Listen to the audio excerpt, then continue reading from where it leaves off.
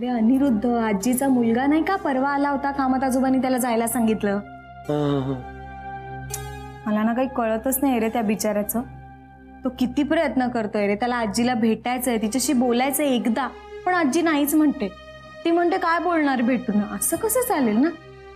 आणि खरं सांगू का जयेश दादा, मला तो जेन्युइन वाटतो. अरे म्हणजे चांगला आहे तो. आधी गरज नव्हती तेव्हा आईशी वाईट वागला ना. आता सगळ्या चुका लक्षात आल्यानंतर चांगला वागतोय. समजून घ्यायचं, दुसरं करायचं काय. हो म्हणजे समजून घ्यायचं ना आपण. समोरच्याकडून चूक झाली तरी आपण समजून घ्यायचं. आजीच नाही का म्हणाली, आता ओमदादाच्या बाबांकडून चूक झाली पण ती म्हणतेच आहे ना की आपण त्यांना समजून घेऊया, आपल्यात सामावून घेऊयात. आपण करतोय, ते प्रयत्न करतोय. मग ती का नाही करत आहे प्रयत्न. अवघड असतं मधू. आता आपल्या घरचे आपल्या समोर येऊन उभं राहिले तर आपण एकदम त्यांच्याशी बोलू शकू का. नाही जमणार ना. बरोबर आहे, पण म्हणजे आपल्याला जमणं जर इतकं कठीण असेल तर ओमदादाला कसं जमेल ते. त्याला कशाला फोर्स करायचं उगाच. बरोबर आहे सगळं, पण काय माहितीये ना, मला आता वेळ नाही, मला क्लासला जायचंय. तू फक्त आजीला जाऊन निरोप दे, तिला म्हणू तिचा मुलगा तिला भेटायला येतो. जयेश दादा ऐक ना, तू अरे तू उभा आहेस ना, तू जाऊन पटकन सांग. तू सांग ना, जाता जाता काय फरक पडतो.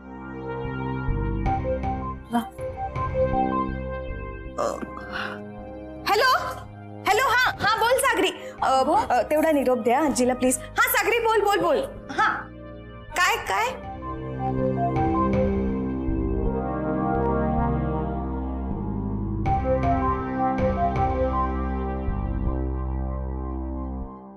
आता कसं करायचं रे ओम्या. कशाबद्दल. केस बद्दल रे. तू त्याचं टेन्शन नको रे घेऊ. टेन्शन घेऊ नको म्हणजे काय. नाही मान्य, क्रिमिनल केस नाहीये, पण मनस्ताप तरी होणारच ना आपल्याला. आपण नाही करून घ्यायचा मनस्ताप. अरे असं कसं म्हणतोस तू नाही करून घ्यायचं. चिपळूणच्या कोर्टामध्ये केस दाखल केली आहे त्यानं. 2-4 वेळा तरी कोर्टात चक्रा माराव्या लागणार की नाही. अजित दादा पण इथे नाहीये. अजित दादा इथे नाहीये म्हटल्यावर त्रास द्यायची एकही संधी तो सोडणार नाहीये. खंडीवर ऑब्जेक्शन्स घेतो की नाही बघ. मी काल पॉवर ऑफ अटॉर्नी ड्राफ्ट केलंय, बाबाला मेल पाठवलाय. इकडच्या इंडियन एम्बॅसीमधनं स्वेअर करून पाठवायला सांगितलंय. त्यानं काय होईल. त्याला इथे कोर्टात हजर राहायची गरज नाही लागणार ना. मग शिवाय मी एक वकीलपत्रही पाठवलंय, त्यावर सही करून ते वकीलपत्र आणि पॉवर ऑफ अटॉर्नी इथे कुरिअर करायला सांगितलंय. मग ते आपण दाखल करून देऊ. म्हणजेच मनस्ताप झाला की नाही. मला नाही पण तुला तरी हे सगळं करणं भाग पडलं ना तुला. मला मान्य आहे की मला याच्यातलं काही ओकी ठोक कळत नाही, पण मनस्ताप ओम दादा. काय का ना. ओम दादा, आजींच्या मुलाचा फोन आला होता, ते येत आहे तिकडे. कोण. अनिरुद्ध, त्यांचा मुलगा. तू का घाबरलीस एवढी. मला ना भीतीच वाटते, कारण शंकर दादा इथे यायचा ना तेव्हा तो असाच धमक्यांचे फोन करायचा. धमकी दिली. नाही, गुरुजी बोलले त्यांच्याशी. अरे यार गुरुजी पण आपल्याला कसं काय नाही बोललं. नाही, त्यांनी मधूला सांगितलं होतं आजींना सांगायला, पण मधू माझ्यावरच टाकून गेली. मला कळत नाही तर कसं सांगायचं. नको काळजी करूस. काके जरा आईच्याकडे बघ, मी आजीकडे बघ. ऐक, तुझा भाऊ जेव्हा आला होता तेव्हा पण तू अशीच घाबरली होतीस.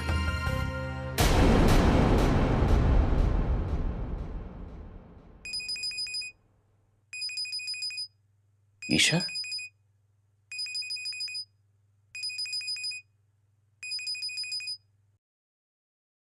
हॅलो.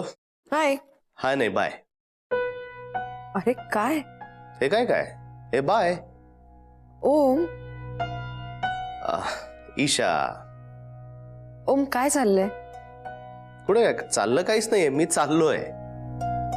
बर तू मला पिकअप करतोयस ना. नाही म्हणजे. अरे हो, कारण मी ऑफिसला नाही चाललोय.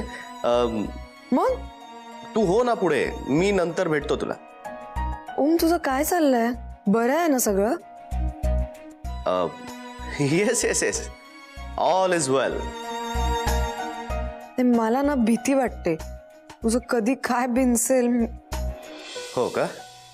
पण तू माझ्या सोबत असताना मला कसलीच भीती नसते. ओम. ईशा, खरंच आय लव्ह यू. हो का? बरं ठीक आहे, चल बाय. हे काय? हे काय काय बाय. ठीक आहे, नीट जा, नंतर भेटू. ते माझं मी ठरवेन. Bye bye bye bye bye. Bye. Hi hi. ओ मला काम करू दे रे, चल प्लीज, मला उशीर होईल ऑफिसला पोहोचायला. तू मला पिकअप पण करत नाहीयेस. आणि ओके बाय. बाय.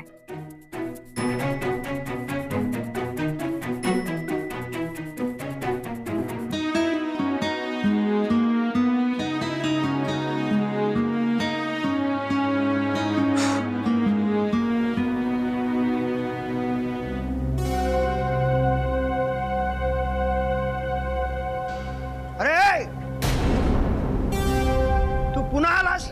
तुला सांगितलं होतं ना यायचं नाही म्हणून. आज जायचं नाही. हे बघा आजोबा, मी फोन केला होता, मी आईला भेटायला आलोय. आज जायचं नाही. मी पोलिसांना फोन करीना.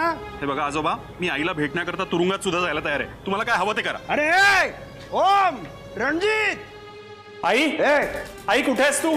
तू बाहेर मी हो. अनिरुद्ध तुला भेटायला आलोय. तू पहिला- आई, आई तू कुठे आहेस पहिला तू? बाहेर हो. तू आज आई. आलासच. तुला एकदा सांगितलेलं कळत नाही का? हे बघा, मी माझ्या आईला भेटायला आलोय. मला अडवणारे तुम्ही कोण?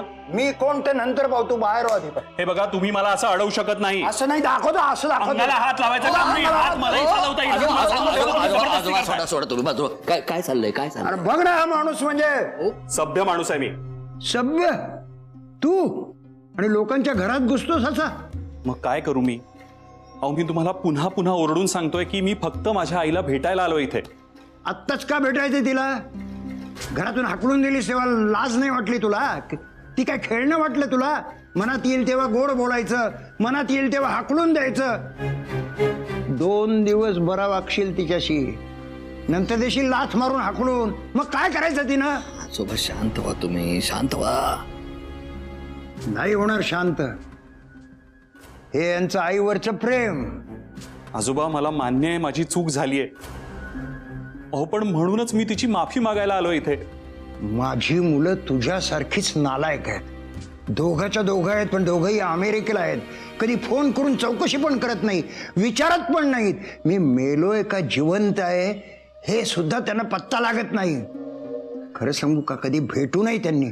पण जर मला कधी भेटली ना तर त्यांना चपलेने सळकणार आहे मी.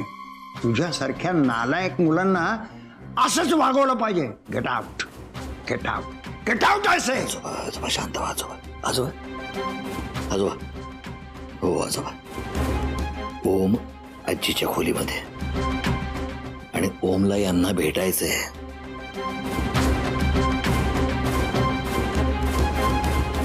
काय वाटेल तो निर्णय घ्या. पण मी काही त्या खोलीमध्ये येणार नाही. तुम्ही चला या.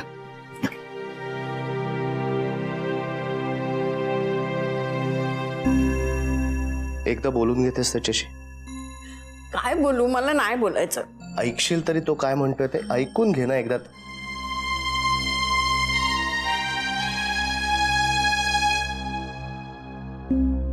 आजी, तो आलाय.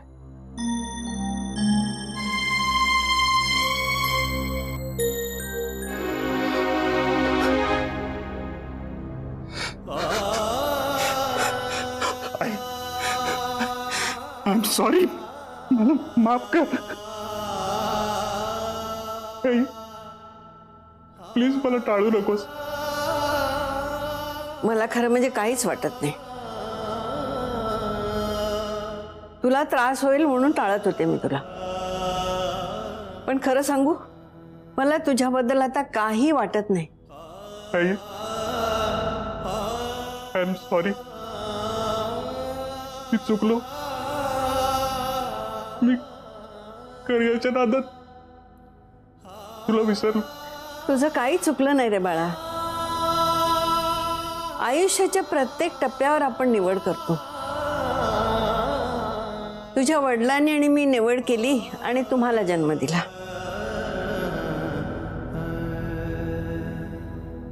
पोटाला चिमटे सहन करत तुम्हाला वाढवलं. पण ती आमची निवड होती, कारण त्यात आम्हाला सुख मिळालं. आपल्या समोर आपल्या मुलांना वाढताना पाहणं याहून अधिक काय हवंय? तुम्ही करिअर निवडलं, मला तुम्ही वाऱ्यावर टाकलं याचं दुःख नाही मला, पण ज्यासाठी तुम्ही ही निवड केली ते सुख तुम्हाला मिळालं ना, एवढाच तर प्रश्न आहे. तसं नाही आहे आई. म्हणायला सगळं आहे ग माझ्याकडे. बायको आहे, मुलगी आहे, बँक बॅलन्स, करिअर. पण हे सगळं मिळवण्याच्या नादात मी तुला गमावून बसलो आहे. अरे पण तू का वाईट वाटून घेतोस? तुला मिळालं ना सगळं हवं ते. मला तू हवी आहेस आई.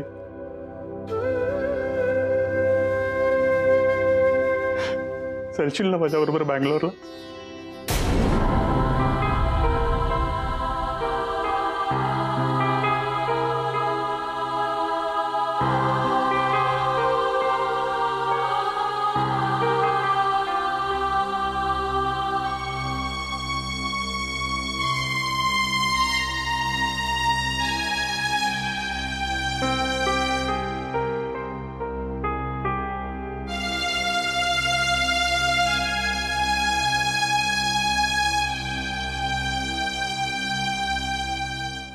आजोबा,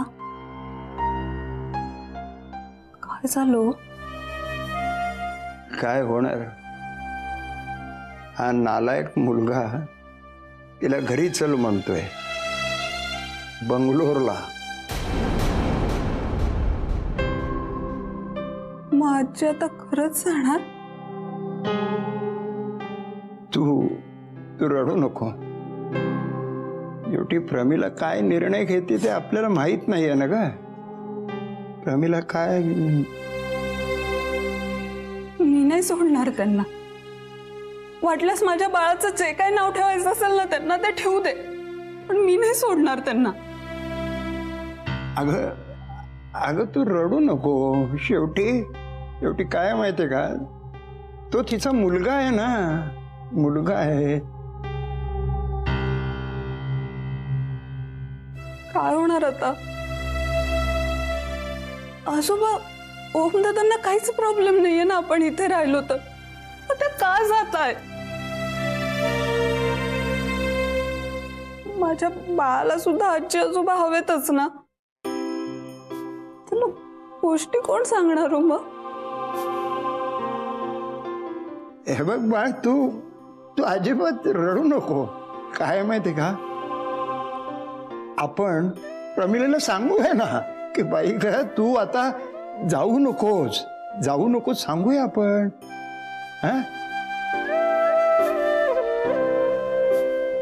ऐकतील ते आपलं?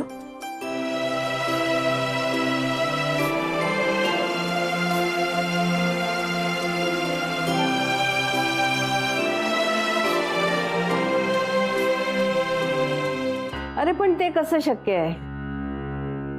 मी निवड केली आहे की ह्याच घरात राहायचं. माझे डोळे ह्याच घरात मिटावे असं मला वाटतं. हा ओम, त्याचा काका, तसं म्हणावं असं त्याचं कोणीच नव्हतं, पण आज त्याचं एक कुटुंब आहे आणि त्या कुटुंबाची मी एक महत्वाची सदस्य आहे. आई, पण बँगलोरला आपलं पण घर आहे, प्रज्ञा आहे, इरा आहे. अगं इरा जेव्हा तिच्या इतर मित्रमैत्रिणींना त्यांच्या आजी आजोबांबरोबर खेळताना बघते ना, तेव्हा विचारते मला ती की माझी आजी कुठे आहे, ती कधी येणार आहे.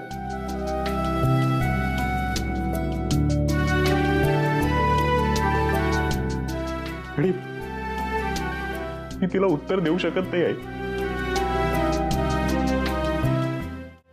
आई मला माहिती आहे तुझ्यात आणि प्रज्ञामध्ये प्रॉब्लेम्स आहेत, पण आता प्रज्ञालाही पटलंय की मी जर तिला सुखी राहायला हवा असेल तर तू माझ्याबरोबर राहायला हवीस.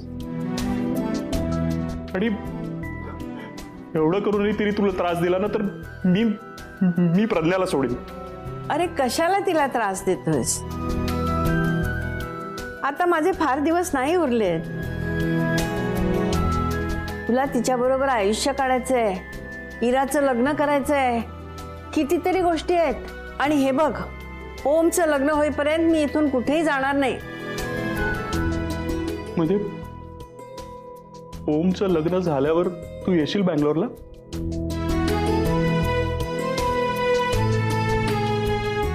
तुझी परतीची गाडी किती वाजता आहे?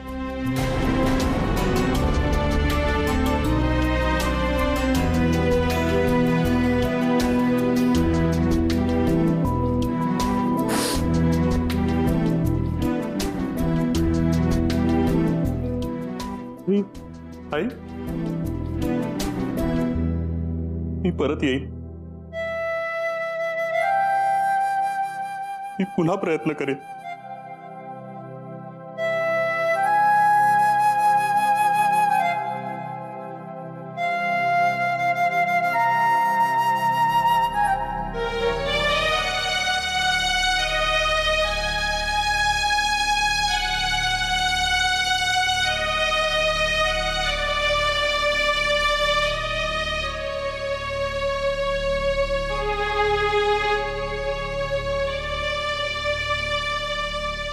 भेटली प्रमिला? झालं तुझ्या मनासारखं? जा आता, बोलव गाडी आणि जा घेऊन तिला, तुझ्या आईला बंगलोरला. तुम्ही खरंच आजींना घेऊन जाणार आहे? जे जे घडून गेलं ते तर मी बदलू शकत नाही. आणि इथून पुढे मी असं वाईट वागणार नाही असं आश्वासनच फक्त मी तुम्हाला देऊ शकतो. मला माहिती आहे तुमचा माझ्यावर विश्वास बसणार नाही, कारण मी चूकच तशी केली. पण प्लीज प्लीज मला फक्त एक संधी द्या माझी झालेली चूक सुधारण्याची. अच्छा, म्हणजे आता हे तू आम्हाला सांगणार का आम्ही कसं कसं वागायचं ते? म्हणजे तू कसा चुकलास आणि त्या चुकाची दुरुस्ती करण्यासाठी तू काय काय करणार आहेस? हे बघ, हे ऐकण्यामध्ये आम्हाला अजिबात रस नाही. कामत आजोबा, शांत व्हा. अरे असल्या मुलांवर कसा विश्वास ठेवायचा? नालायकाची जात ही. शांत व्हा ना तुम्ही. सॉरी अनिरुद्ध, या घरात राहणाऱ्या प्रत्येकालाच त्यांच्या घरच्यांनी काही ना काहीतरी त्रास दिलाय, त्यामुळे रागाच्या भरात बोलतायत. नाही, मी समजू शकतो. मला सुद्धा त्रास होतोय, पण कदाचित मी केलेल्या चुकीची हीच शिक्षा आहे. आजोबा, आजी कुठेही जात नाही आता.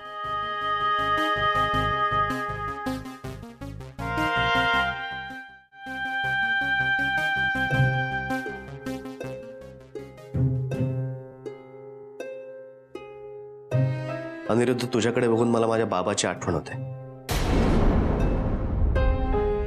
तोही माझ्या आजीशी असाच वाईट वागला होता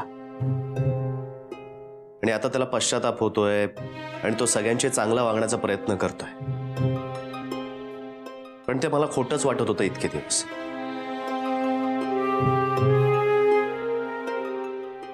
आता हळूहळू मला कळतंय की त्यालाही किती पश्चाताप होत असेल.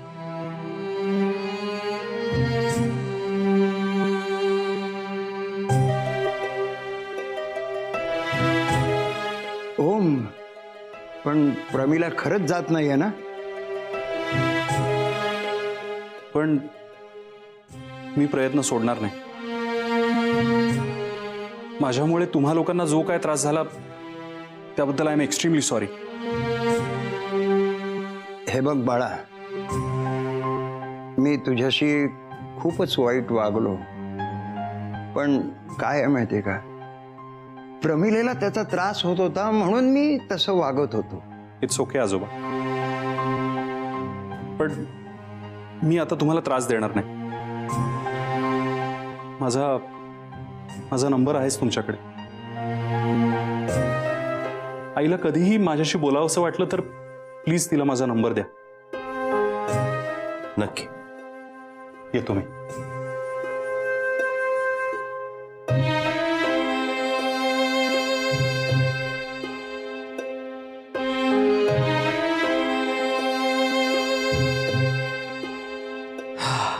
मी प्रमिलेला भेटून येतो. चला सरजी, आपले बॉस आपल्याला शोधत इथे येण्यापूर्वी आपण कामाला जाऊयात. हं? चल मी तयार होतो. हो रडूबाई, आजी नाही जात कुठेही. हसा जरा, लागा कामाला.